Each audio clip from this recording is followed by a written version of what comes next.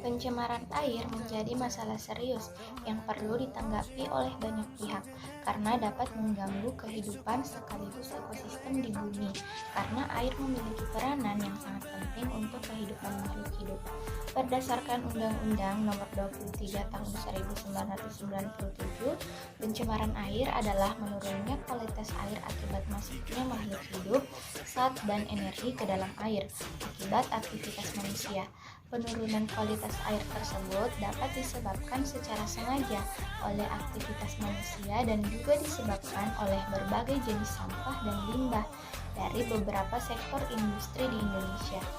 Melakukan pengendalian pencemaran air limbah bisa menjadi langkah yang konkret dalam pencegahan pencemaran air. Contoh pencemaran air dapat terjadi pada air laut, air tanah, air sungai, air danau, dan air tampungan lainnya karena aktivitas manusia. Berikut contoh pencemaran air. Yang pertama, pencemaran air dari sektor pertanian. Kegiatan pertanian dapat menghasilkan limbah yang dapat menjadi penyebab pencemaran air yang berasal dari pupuk kimia dan pestisida yang digunakan untuk memelihara tanaman. Contoh pencemaran air dari sektor pertanian ini tidak hanya pada air permukaan, tetapi juga air tanah. Yang kedua, pencemaran limbah industri. Contoh penyebab pencemaran air dari limbah industri merupakan faktor pencemaran air yang paling besar karena dibuang langsung ke perairan tanpa diolah atau didaur ulang. Yang ketiga, penggunaan bahan peledak untuk menangkap ikan.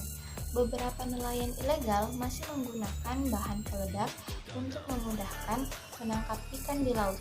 Contoh pencemaran air ini tidak hanya mencemari perairan, tapi juga ekosistem di laut.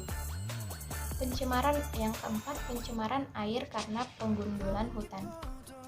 Penyebab polusi air berikutnya adalah penggundulan dan perusakan hutan. Hal ini disebabkan pembuangan kayu, ranting-ranting, dan dedaunan yang menyebabkan sumber air menjadi tercemar. Oleh sebab itu, juga hutan yang masih tersisa di bumi harus dilestarikan demi hidupnya ekosistem. Yang kelima, pencemaran air dari sektor peternakan dan perikanan. Limbah yang dihasilkan oleh peternakan dan perikanan berupa kotoran dan sisa makanan ternak dapat menjadi penyebab pencemaran air jika tidak diolah terlebih dahulu. Yang keenam, pencemaran air karena limbah rumah tangga. Contoh pencemaran air yang paling sederhana dari kegiatan rumah tangga yaitu air sabun, sampah rumah tangga, debu, alat elektronik, dan berbagai hal lainnya yang dapat menyebabkan pencemaran air signifikan. Yang ketujuh, tumpahan minyak di laut.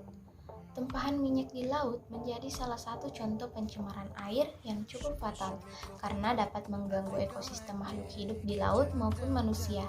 Akan tetapi, tumpahan minyak di laut merupakan hal yang terjadi karena suatu hal tentu saja harus dihindari. Yang kedelapan, pencemaran air karena sampah. Contoh pencemaran air yang paling sering dilihat adalah sampah. Membuang sampah sembarangan masih menjadi kebiasaan buruk masyarakat, baik sampah organik maupun non-organik. Sampah yang dibuang tidak pada tempatnya dapat mencemari air permukaan di sungai maupun di laut. Yang kesembilan, pencemaran air dari sektor pertambangan. Contoh pencemaran air dari sektor pertambangan biasanya disebabkan oleh pembuangan limbah batu bara yang mengandung merkuri, zat berbahaya bagi tubuh manusia. Jika limbah ini dibuang begitu saja tanpa diolah, akibatnya akan sangat fatal untuk kesehatan manusia. Cara mencegah pencemaran air.